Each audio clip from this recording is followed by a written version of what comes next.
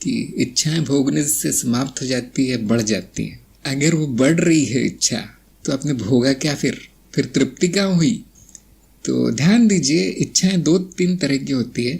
एक जो आवेग होता है, क्षणिक आके चला जाता है, तृप्ति हो जाती है। कुछ इच्छाएं होती जो दोहराती हैं बार बार, कि आज भी चाहिए, कल भी चाहिए, परसों भी चाहिए, और जीवन काल तक चलती है।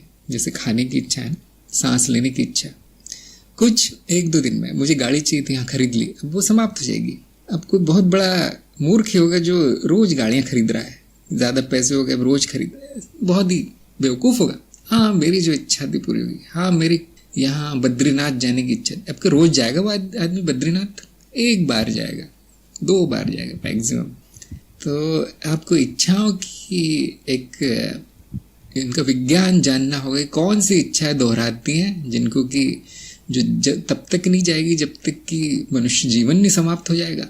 मनुष्य जीवन तभी समाप्त होता है जब वो तृप्त हो जाती है इच्छा, तब तक वो बार बार चाहेगा उसको।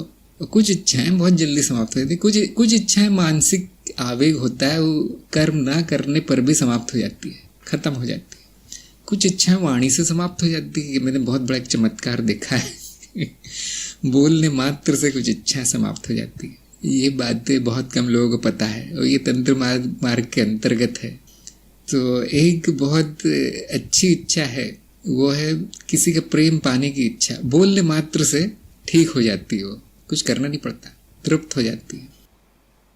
और उससे मिलती जुलती इच्छा काम वासना की, जो बोल कर समाप्त की जा सकती है। बहुत सी ऐसी इच्छाएं किताब पढ़ने की इच्छा, आपकी कोई सिनेमा देखने की इच्छा, 1 बार में हो जाएगी समाप्त।